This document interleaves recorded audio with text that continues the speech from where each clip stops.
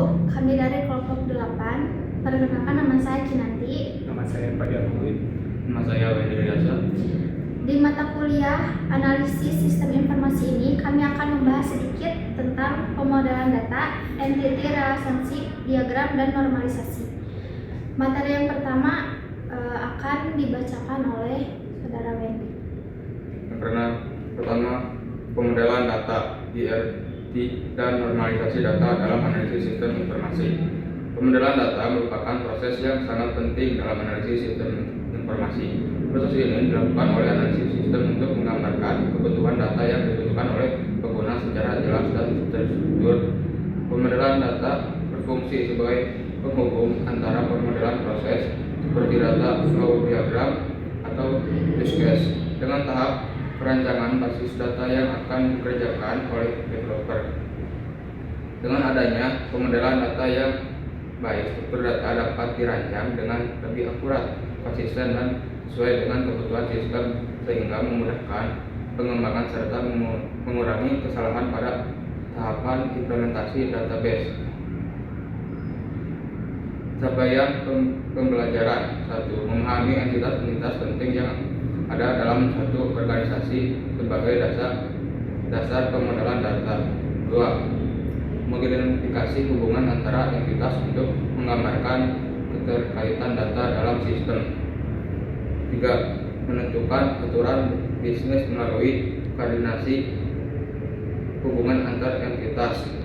4. Menghindari terjadinya redundansi data dengan menerapkan proses normalisasi. Dan terakhir, menghasilkan konseptual data model dan logika data model sebagai artefak dalam tahap analisis sistem.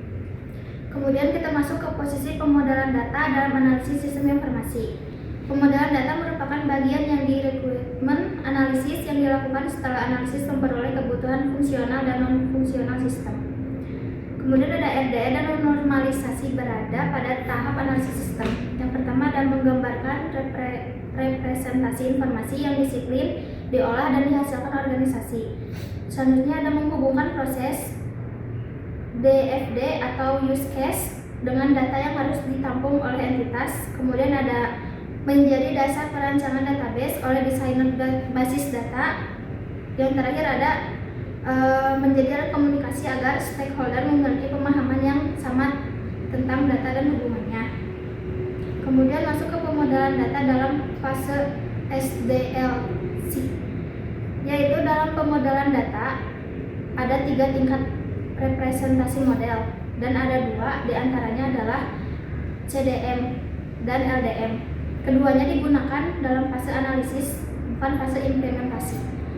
Bisa dilihat dari tabel tersebut ada 3, yaitu aspek, CDM, dan LDM. Selanjutnya kita masuk ke pembahasan konseptual data model atau disingkat dengan CDM. CDM merupakan level paling abstrak dalam pemodelan data.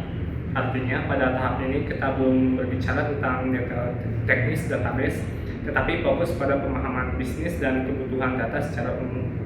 Tujuan utama CDM adalah untuk menggambarkan data-data penting dalam suatu domain bisnis agar mudah dipahami oleh semua pihak, terutama stakeholder non-teknis seperti user atau manajemen. Ciri-ciri CDM antara lain adalah yang pertama itu tidak memiliki atribut atau jika ada hanya sangat minimal. Kemudian yang kedua itu ada tidak menggunakan primary key ataupun foreign key karena belum masuk ke ranah teknis. Kemudian yang ketiga yaitu fokus utamanya adalah entitas dan hubungan antar entitas. Keempat, CDM tidak bergantung pada DBMS atau teknologi tertentu.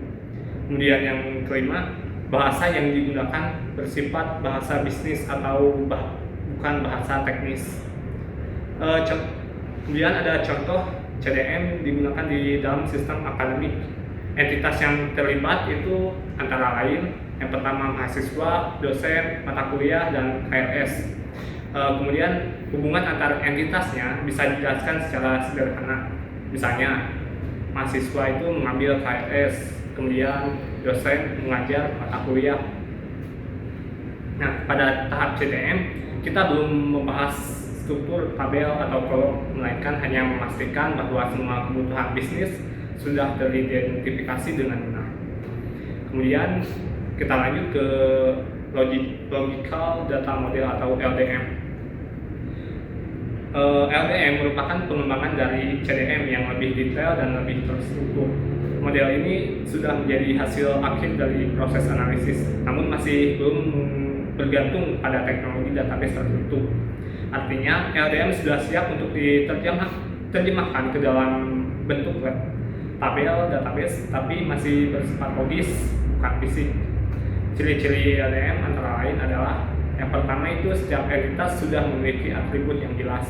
Kemudian yang kedua sudah ditentukan primary key dan foreign key-nya secara logis.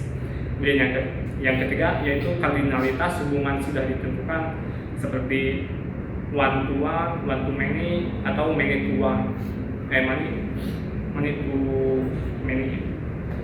Kemudian yang keempat itu LDM sudah mencerminkan aturan bisnis yaitu business rule melalui struktur data.